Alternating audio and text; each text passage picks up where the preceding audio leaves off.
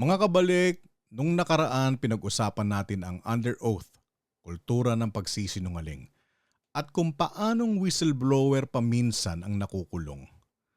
Ngayon, pangalanan natin, pag-usapan natin si Orly Gutesa, isang dating sundalo, ex-marine, whistleblower sa Senado at ngayon, hindi malinaw kung nasaan. Tanong ng bayan, buhay pa ba siya? Nasaan siya? Nagtatago, dinukot o tahimik lang? Si Gutesa mga kabalik ay dating miyembro ng Philippine Marines na naging security aide ni Zaldico. Sa Senate Blue Ribbon hearing, nag-deliver daw siya ng mali-malitang pera na tinawag nilang basura sa mga bahay ni Zaldico at Martin Romualdez. Tapos ilang linggo pa si Zaldico mismo lumabas sa video at sinabing, totoo ang sinabi ni Orly Gutesa. Nag-deliver siya sa Forbes. Totoo rin ang sinabi niya na nag-deliver siya sa Malacanang. So para klaro hindi lang ito chismis sa kanto. May Senate testimony, may video expose, may pangalan at muka. Pero ngayon ang tanong, nasaan siya ngayon? Dito nagsisimula ang kababalaghan. Sabi ni Mike Defensor na sa custody daw ng Philippine Marines si Gutesa. Pero sabi ng Marines at mismong AFP, hindi namin hawak si Gutesa. Wala sa amin yan, hindi namin tinatago yan. May mga senador at opisyal na nagsasabing, whereabouts unknown. Is he dead or alive?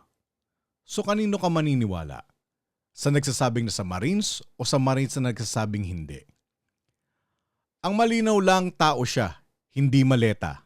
Hindi pwedeng lost and found lang. Sabi ko nga sa inyo mga kabalik, kung ako lang kung may resources ako na mismo ang pupunta. May mga paraan para malaman ang totoo. Pwedeng puntahan ng pamilya at kamag-anak ang mga kampo, opisina, piitan. Pwedeng akyatin ng media ang human rights groups. Nandito ba si Orly Gutesa? Pwede ba naming makita? Buhay ba siya? Ligtas ba siya? At pwede rin kumilos ang church groups, civic orgs o mga abogado. Madaling imbestigahan kung gugustuhin. Madali siyang matunton kung hindi siya tinatago. Ang problema, kapag tahimik ang sistema at tahimik ang mga nasa kapangyarihan, lalo lang lumalakas ang duda. Simple lang, history. Ever since alam ng taong bayan na may kickback sa flood control, may overpricing, may ghost projects, may budget insertions, may political protection.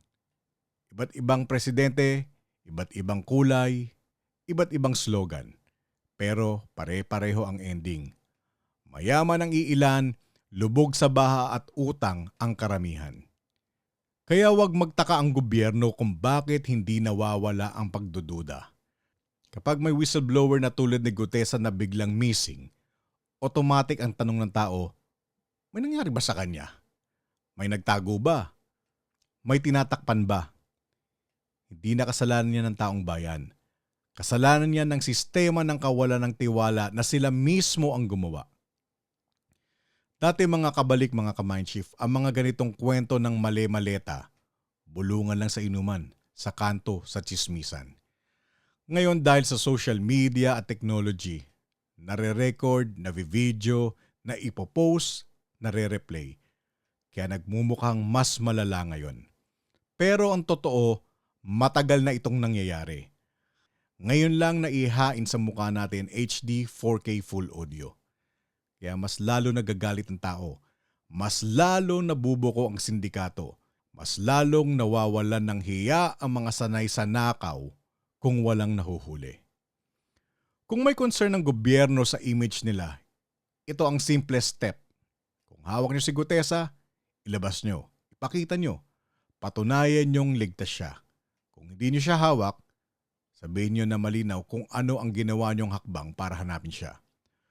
Huwag niyong paandarin ang narrative na parang fake news lang yan, move on. Kasi habang wala kayong malinaw na aksyon, normal lang na magduda ang tao. Mga kabalik, mga ka-Mindshift, paulit-ulit na to pero kailangan na natin seryosohin. Next time na boboto tayo, huwag na natin iboto yung mga luma ng trapo na dekada nang nakaupo, wala namang nagbabago sa bayan. Huwag na yung dynasty na parang family business ang posisyon.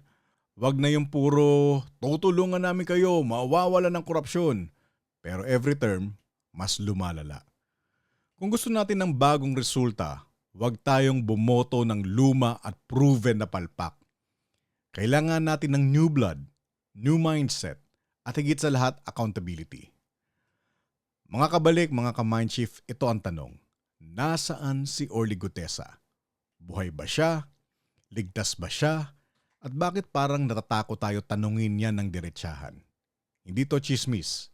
Hindi to simpleng intriga. Ito ang test ng sistema kung kaya ba niyang protektahan ng whistleblower o kaya lang niyang protektahan ang mga makapangyarihan. Hindi na sapat ang under oath. Hindi na sapat ang press release. Ang kailangan natin, truth under sunlight, protection under the law, and power under the people, hindi under the table. Mga kabalik, mga ka-mind shift, bantayan natin ang katotohanan. Bantayan natin ang boto natin. Bantayan natin ang isa't isa. Kasi kung hindi, lahat ng Gutesa, lahat ng whistleblower, mawawala na lang ng parang hindi nangyari. Kapag nangyari yon, tayo na mismo ang pumirma sa sentensya ng sarili nating bayan.